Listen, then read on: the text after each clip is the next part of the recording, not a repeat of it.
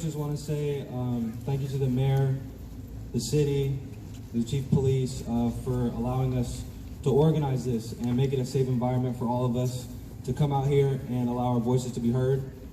I want to thank you all for coming out today. This is a great turnout. And for those of you, just by show of hands, who went to Woodinville High School. So what Woodinville High School is all about, what this community is all about, is being together. And I played I played football for the school. And one thing that y'all know is that we have this saying called 44 strong, and I believe you're seeing that right now. It's about community. It's about being strong together. And in times like this in our world, that's what needs to happen. We need to come together. One thing a couple of my friends, as I've been having conversations throughout the past couple of weeks, is we've been talking about how we can allow our voices to be heard, how we can make an impact. And what I just kind of been telling myself and telling others is like, why not us? Why not you? And this generation is, I believe, very strong and heading in the right direction, not only with the organizational skills, social media, things of that nature. I believe this group is really strong in allowing their voice and showing that there's power in that.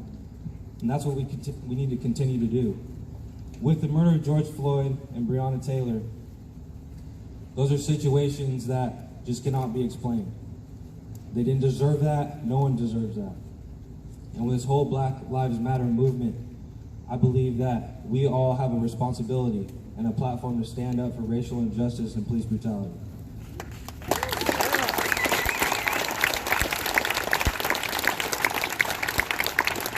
One message I want to leave with you all is that everyone here standing has a platform. It doesn't matter if you have 2 friends, 3 friends, 15 friends, you're speaking in front of hundreds of people, thousands of people. As long as you're able to get up and have breath, you have a platform. And whether you're black, white, green, yellow, it doesn't matter. We all can make a difference. All of our voices can be heard. And it is our responsibility to make sure that what's happening right now, what's happened in the past, doesn't happen for the next generations to come.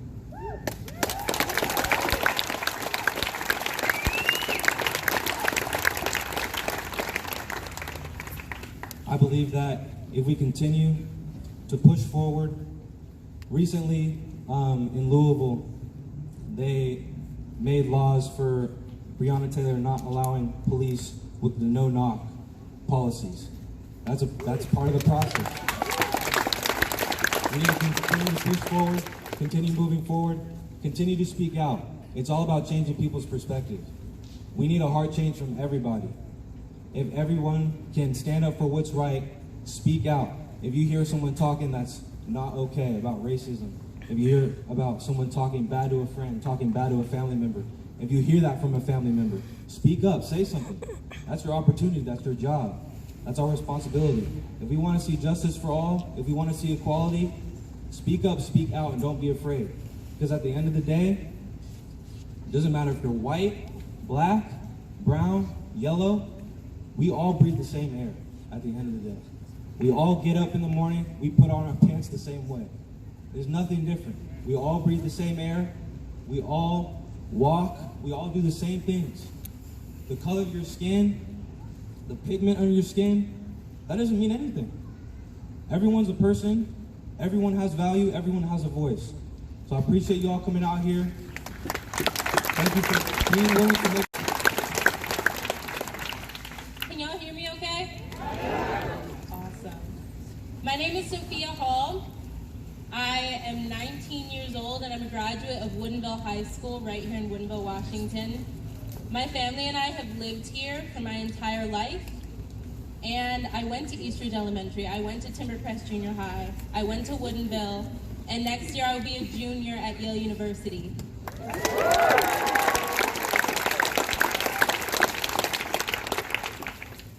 Growing up in Woodinville, I learned a lot. I learned how to play softball, I learned how to play the cello, I learned how to act and sing and dance, and I learned how to go to school. But I also had to learn that lives like Tamir Rice, Trayvon Martin, Philando Castile, Eric Garner, Michael Brown, Sandra Bland, and so many more did not have those same opportunities. Those lives were cut short. And the next day, I would get up, I'd go to school, I'd sit in my classes, I'd go to softball practice, I'd go home, and nobody was saying a thing. That is not okay.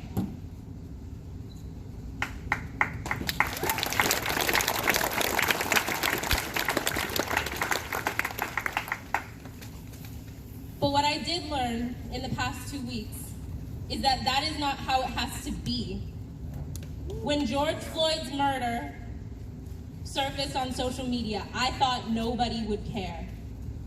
I saw the first 5 seconds of the video and I clicked off of it, and I knew that my anger, the anger of these people standing behind me, and the anger in your neighbors, I didn't think that that would be felt by anyone.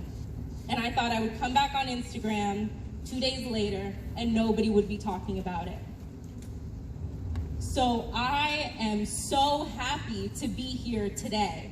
The fact that this happened as a result is such an incredible step forward, because that didn't happen for Sandra Bland. That didn't happen for Trayvon Martin. This is not new. So I'm going to talk a little bit about what has been accomplished since these protests began, because it's working. Last week, the Minneapolis City Council voted in a supermajority, meaning that this cannot be vetoed, to begin efforts to defund the Minneapolis Police Department and build a brand new law enforcement agency centered around the ideals of community orientation, outreach, and nonviolent public safety.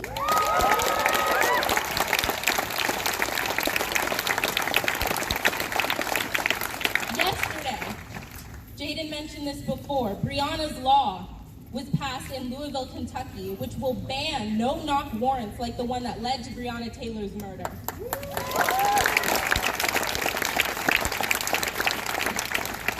A proposed $23 million expansion to a county jail in Atlanta was just denied by county commissioners.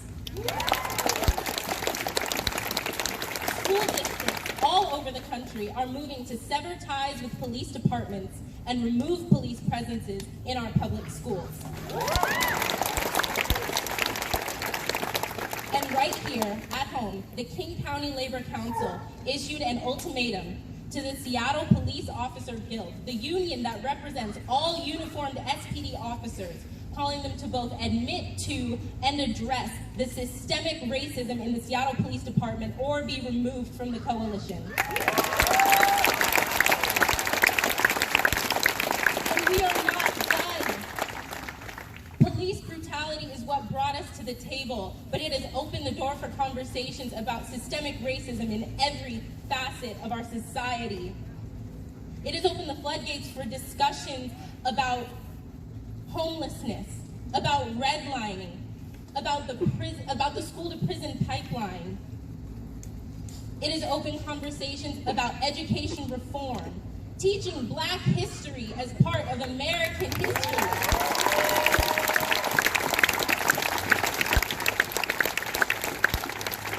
I've seen a lot of posts recently about how 2020 has been a horrible year. And that's true. We're living in the middle of a pandemic. We have a person in the White House who should not be there.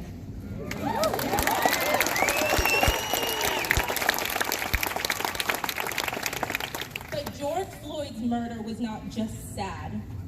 He was not just a martyr for the beginning of something new. He was a catalyst to begin these conversations, to investigate personally our own inherent biases that we have allowed to become a part of the fabric of our society. I don't want to go back to censoring myself, to hiding my pains and fears. You got it. You got this.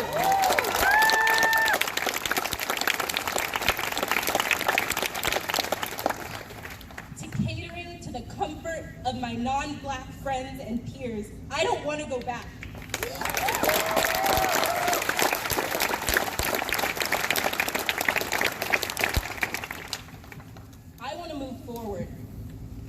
time when little black boys and girls can go off to school knowing that their parents will be there when they get home.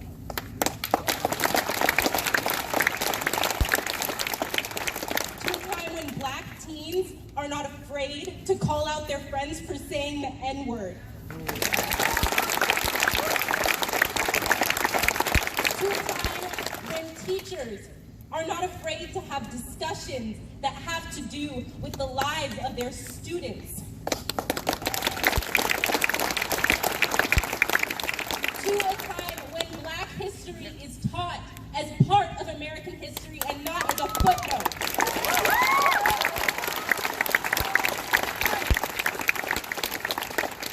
And to a time when Black students do not feel like they have to hide or devalue their own accomplishments for fear that their peers are going to tell them it was all because of affirmative action. That is not America.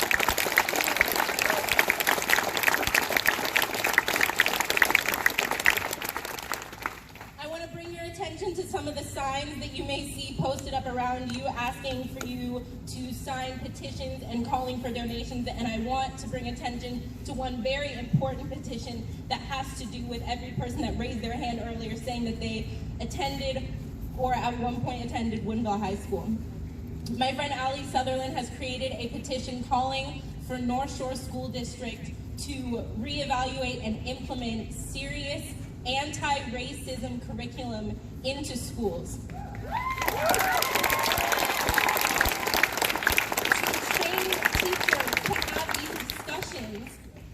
And I want to add today that along with that petition, we will be calling for the school board to review all history and social studies curriculums and ensure that Black history and every other history that is not white history is fully incorporated in that curriculum.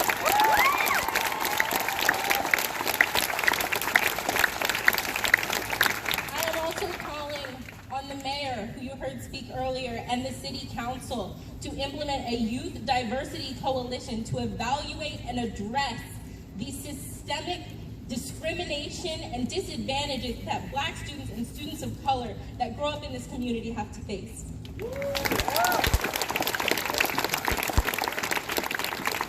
Now, this cannot end today. You are all here, and that is a first step.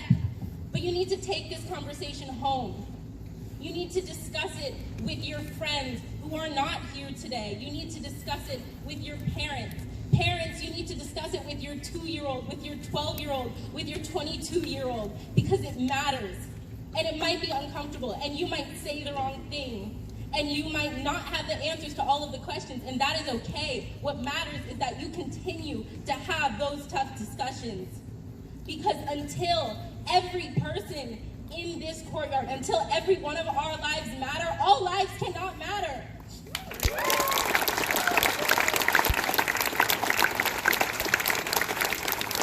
For the Black people that are here today, I see you, I stand with you. You guys are doing the work, and you've been doing it your entire lives, and that matters. Take a rest. Take a deep breath. Watch some Black joy. Watch some videos of Black joy and laughter and success, and remember that that is our history too. It is not all about our trauma. And I finally want to say that the battle for police reform, abolition, and systemic change cannot be fought on the backs of Black people alone. We cannot let this work cease. No justice, no peace.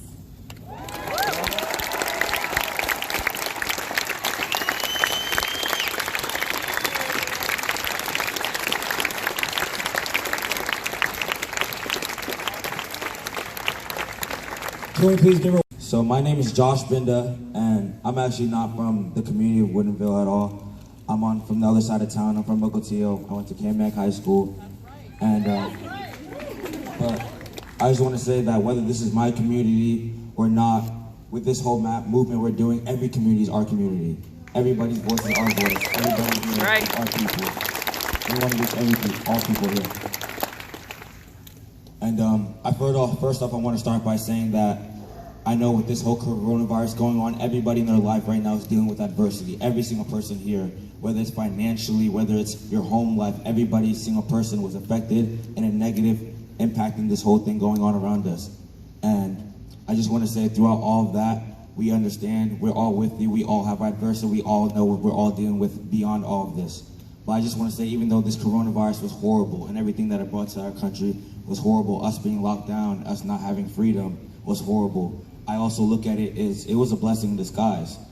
And the reason I say it's a blessing in disguise is because with everybody being at home, everybody stuck inside, no jobs, no work, no school, nothing like that, and all we have left is social media, and all we could see was what happened to George Floyd. Every single person saw what happened to George Floyd as that police officer had his knee on his neck for 8 straight minutes, and we all watched him lose his breath lifeless. And it brought to light, completely brought to light, the injustice that we face today in our political system, the injustice we face today in our police system, and everybody had to see it. There was no diversion, there was nothing to escape it. And so through all that, I think it was a blessing in disguise, because that's the reason it brought us all up here today. Because we're standing against that. We're standing against that injustice. We're fighting for what's right. For all people, not just anybody. That can happen to a white person, it can happen to a black person. So we're all here today because we're standing against that. And I appreciate everybody being here to stand with us as well throughout all of this.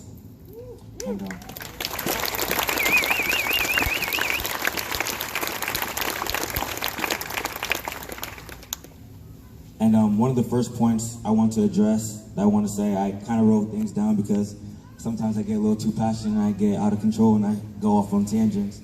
But I just want to say one of the first things I wanted to address is we live in America, and we live in a society where our black culture is very much accepted and acknowledged here. Everybody loves black culture in America. Our music is well appreciated. Our food, the way we talk, our style, everybody loves it. Black culture is kind of in right now, it's just what's in. But there's a part of being black that a lot of people don't acknowledge as we're in America right now.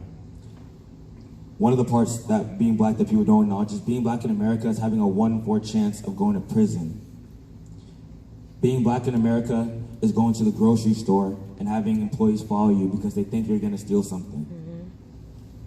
Being black in America is getting pulled over by police and not knowing if it's gonna be your last day on this earth. There's so many things that being black in America plays into that our people don't acknowledge. Being black in America is just walking down the street, being around everywhere here, and being seen as a threat because black people are seen as more aggressive. Black people are seen as a threat everywhere we go because we're seen as more violent. There's a part of that America doesn't acknowledge. They acknowledge everything that seems positive to them, our music, our culture, but when it comes to our struggles, what we deal with on a daily basis, it's like it doesn't even exist. It's like they don't want to acknowledge it. And that's why I appreciate everybody being here, because we want to know that even if you guys aren't black, you guys acknowledge our struggles, you guys acknowledge what we go through on a daily basis, our discrimination, our racism, and you guys stick by us, and you guys are here as community members to be a part of our fight, to be a part of our struggle as well. And that's...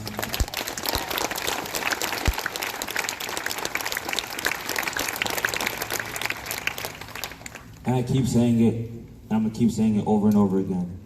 What we see here is not plain and simple. This is not just black people versus white people.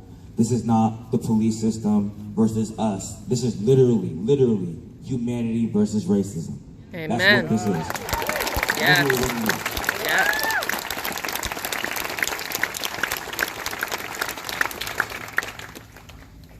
And as much as I want to say, I love everybody being out here, and I think protesting is amazing. I love that we're out here protesting and voicing our opinions, voicing our hurt, voicing everything that we're dealing with, and we're all coming together as a community.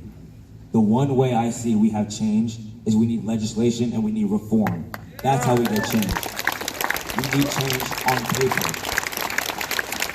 We need change on paper. In Minneapolis, as they all talked about before, they just banned police from chokeholds in their entire system. And something I also want to bring attention to, because I've obviously been paying very close attention to this case with George Floyd, is when George Floyd was first murdered, he was charged with the police officer that murdered him was charged with third-degree murder when he was first charged. And it wasn't until all the violence, it wasn't until all the riots, it wasn't until all the uproar that they finally decided to charge him with second-degree murder, where he should have been charged in the first place. And something I want to say.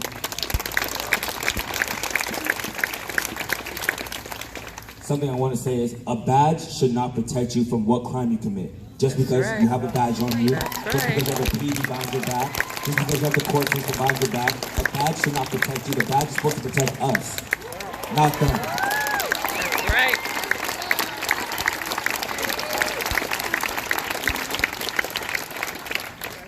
And that's something I think we need to fix in legislation. I feel like we need to fix it on paper. The moment a police officer kills someone in defenseless state, cold blood, and detained state, they should not be charged as a police officer. They should not have a PD behind their back. They need to be charged as a civilian. They need to be charged evidence for evidence, what the crime brings. And that's something that I feel like needs to be pushed in legislation. And another point I also want to make is, I just want to encourage everybody here, because I know there's a whole bunch of negative energy going around, a whole bunch of death and all that, but I want to encourage everybody here for change. Adults, youth, people my age, I want to encourage everybody. Adults, you guys help us in this situation. You guys teach your kids not to see color, but character. That's what matters, not color.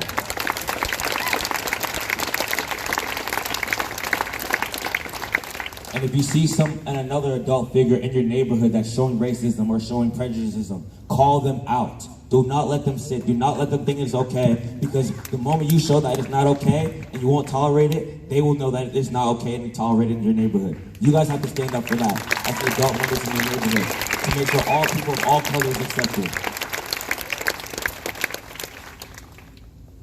And I see a lot of people my age as well, youth as well. I hope you all realize we are the future. We are what's going to be going on from this point on. We have to decide if we want injustice and racism and prejudice to play a role in our future. That's up to us at this point. We have to hold each other accountable. We have to let them know that even though we're the youth, we're the future. And what we want, and we don't want racism. We don't want injustice. And we don't want any of that to play a role in our future. We have to stand together and stand strong against it. All of us, all the youth, everybody our age. We have to let them know that as the future, that is what we want. We want togetherness. We want harmony. We have to stand together. And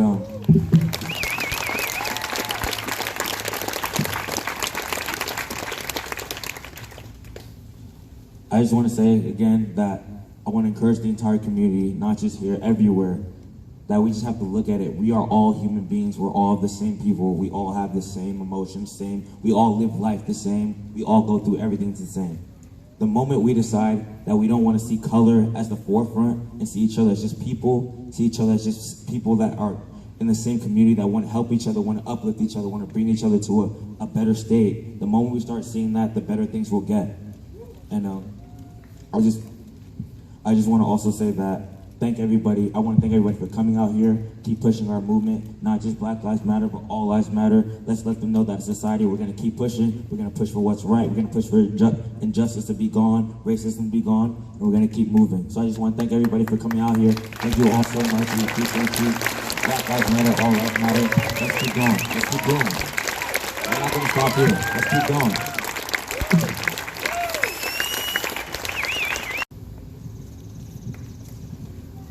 So I just want to say that if the future of our community and our nation is in the hands of people like Jaden and Josh and Sophia, we're going to be just fine.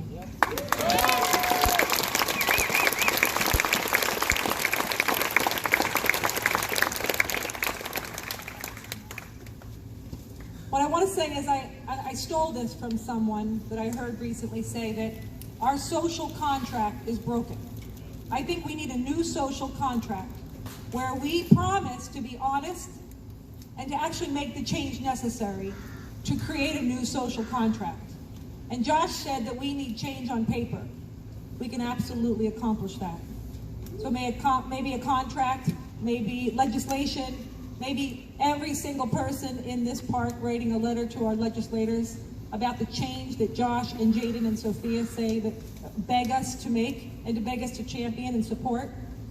I invited Sophia back up here with me because I wanted her to ask me a question. Mayor, will you begin the process of creating a youth diversity council to address the systemic injustices in our community? Yes, I will.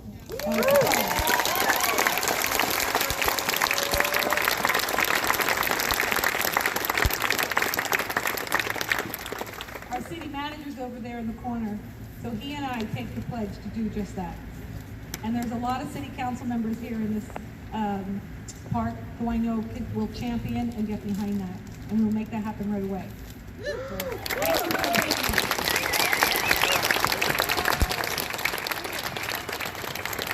So I'm going to give the mic back to Jaden, who would like to finish this off with a prayer.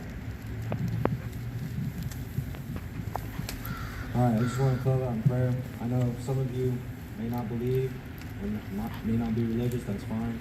But those who know me, I've always been about God, always will be. So I just want to close out with prayer. Dear God, we praise and thank you for this day. Lord, thank you for allowing us to be out here. Thank you for allowing us to have breath.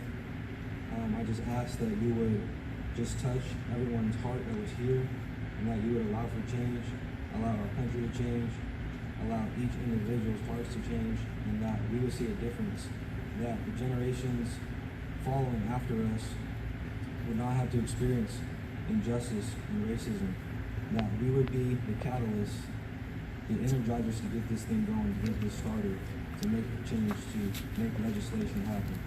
I just ask that you would protect everyone here, bless everyone going back to their homes, to wherever they may be going. And I just ask that you would allow us to continue to use our voices and the platforms that you've given us to continue establishing change in our communities. We praise and thank you in Jesus' name, amen. Amen. Thank you all for coming. Appreciate it. Thank you so much for coming. On your way out, please make sure to find one of these flyers and snap a picture. It has all the information you need to be able to sign petitions and donate to the charity that we have chosen to support today, which will help inner city youth have opportunities in STEM, arts and culture, and community engagement. Thank you. Also, thank you to all the adult volunteers that helped us out today. We appreciate you. Thank you so much.